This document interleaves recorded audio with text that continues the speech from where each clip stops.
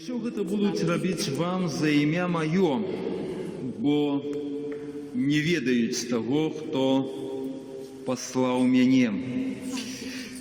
Шановныя святары, дарагія сёстры законныя, дарагія браты і сёстры ў Христе, чарговы раз сустракаемся з вами тут, у гэтым асаблівым святым месцы. Больш таго, месцы, акропленым крывёю мучанікаў. Месцы, дзе дзіўная рэч. Амаль намацальна адчуваем, чэрпаем тую Божую моц. Моц Божай прысутнасці. Прысутнасці таго, каго все так, як чуем у Євангелії. Не ведалі тыя, хто, выдавалася б, належаў да абранага народу. Не ведалі. Больш таго, не спадзяваліся, што стоючы магутны вялікі створца можа быць так блізкі чалавек. Таго, хто схаваны ад нашых вачэй. Сёння далей людзі пытаюцца, ёсць, няма. Цяжка давесці. Не можам з нейкім эксперыментам даказаць, што вось ён Бог. Дакраніцеся, паглядзіце. Але разам з тым можам упэўнена сказаць сітуацыю, момант, калі Бога няма. Хоць, можа, адначасова тую сітуацыю не звязваем з адсутнасцю Божай, але гэта менавіта той момант, калі Бог у пэўным сэнсе забірае сваю руку ад чалавека. Калі гэта здараецца? Вось менавіта тады, калі, як Езус запісвае гэтую сітуацыю, калі вас ненавідзяць, той, хто мае ў сэрцы ненавісць, злосць, крыўду на чалавека, той чалавек закрываецца на Бога. Душа адзінае ў свеце месца, дзе Бога сапраўды можа не быць, бо чалавек не дапускае яго туды. Утвараецца вось гэтая пустка, хоць ведаем, пустых месцаў у свеце няма, і там, дзе няма Бога, месца займае злы, які пачынае кіраваць чалавека ўжо ў іншае месца і па іншай дарозе. І вось тое, што узгадваем, тыя трагедыі, якія адбываюцца ў свеце, тыя большага маштабу войны між народамі, тыя меншыя ў нашых сем'ях, альбо ў нашых сэрцах. Гэта наступства таго, што чалавек адварочваецца, забывае пра Бога, не шукае яго ў сваім жыцці. Ну а што найгоршае, абыякава ставіцца да яго, ставіцца да веры. Ну і таму патрабуем такіх прыкладаў, якія нам пакідаюць нашыя продкі, але тыя, хто асаблівым чынам даверыўся Богу. Напэўна, такімі людзьмі з'яўляюцца шабласлаўлёныя мучанікі, Юрый, Антоній, святары, маладыя людзі, якія прысвяцілі сваё жыццё Богу і, напэўна, інакш бачылі свой лёс. Напэўна, тое, што сталася з імі, сталася з той вялікай колькасцю людзей, якія загінулі тут, на іншых месцах, в нашай краіне, увогуле ў свеце. Чалавек, які стаіць перад абліччам раптоўнай смерці, ён гэтага не плануе. І, напэўна, чалавеку цяжка прыняць або ўвогуле пагадзіцца з такой сітуацыяй. І вось у чым вялікая заслуга гэтых двух святароў, чаму Касцёл вынес іх да годнасці благаслаўлёных, напэўна, святыя перад Богам, што ў гэты трагічны момант для людзей дазволілі адчуць блізкасць Бога. Напевно, читали, тримали в руках, а хто ще не, то раю. Книгу Ірини Францовни. Реклама пішла. «Будь воля твоя». Момент, який описує вертання, приход князя Антонія Лішевича у Рощицю. Зима перед, здається, це був Божим народженням момент. Кличуть до хворого чоловіка, до старенької бабулі у Освею, яка має 90 років, відправляються на дорогу, покидають сповідь тут у Рощиці. Приїжджають в Освею, заходять у дом, попереджують, і вона вже не розмовляє. Але убачивши святара, старейша бабулька вітає Єсуса Христа, похвалений Єсус Христос. І каже одно єдине слово до його: «Вернувся». Князь Антоній намастив чоловіка, і тільки пізніше собі усвідомив сенс цього слова, яке сказала ця жінка. Хто вернувся? Єсус вернувся. Це у особі святара відчула, зрозуміла присутність Єсуса Христа. Просто так, як Єсус сказав в Євангелії, да? «Де я, там буде слуга мой». В вертанні святаров, парадоксально, да, почалася війна з території, яка після 17-го року, да, була замкненная уже для Бога, да, были замкненные святыни, территории, на якой не было Бога. Вертання святара означало змену этой ситуации. И вот это уже таки перший, напомин для нас святаров, да, припомнение об тем, что ось на тебе человек, Бог уваходить у життя іншого чоловіка. Але це напоминає так само кожному з нас. Бог приходить до нас праз іншого чоловіка. Коли не даємо чоловіку Бога, то починаємо чоловіку шкодити. Може, одразу незауважально, не з так великою шкодою, але самі з себе приходимо до іншого чоловіка зі своєю пустечею. То, що добре можемо дати іншому, це дати Єсуса Христа. Навіть собі цього до кінця, може, не усвідомляючи. Уже учора, да, бо уже учора з півгодини, святкували з вами перемінення Пана.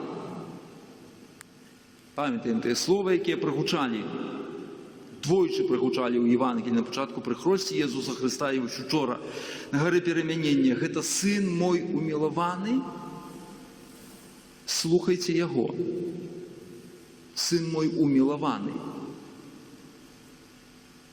Те, що Бог керує до кожного з нас, приймаючи нас як своїх дітей, і те, що хоче нам показати у особі свого Сина.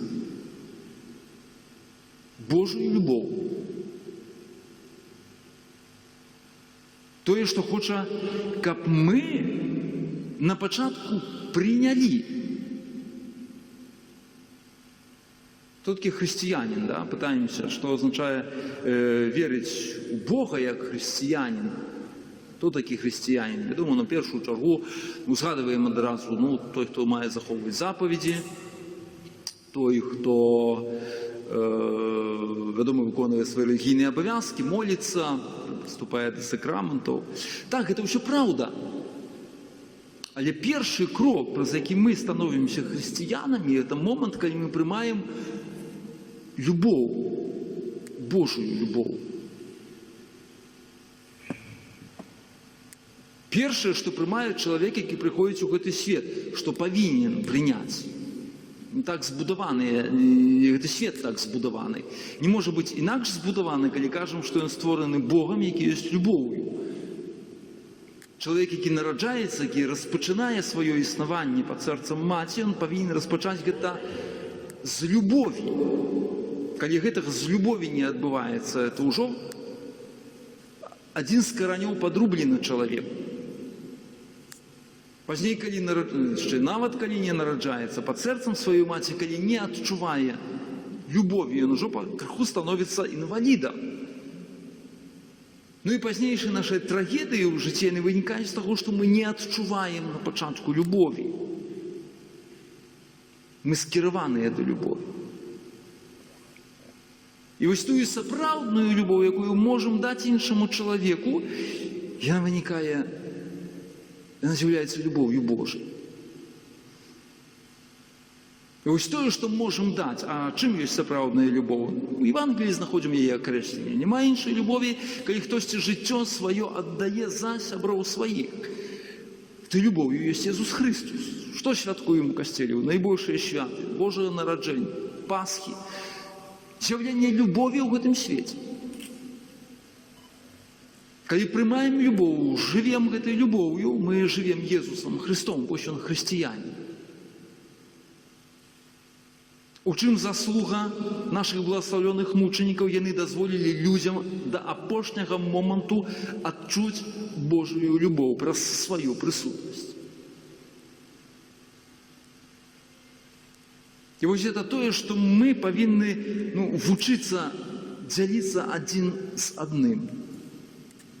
У сваім асяроддзі по-рознаму, не азначае адразу, бо мы часам такі маем клопат з гэтым, бо як любіць чалавека, як прабачыць чалавеку, які мяне крыўдзіць, бо любоў гэта звязана з пачуццямі. Не абавязкова, далёка не абавязкова.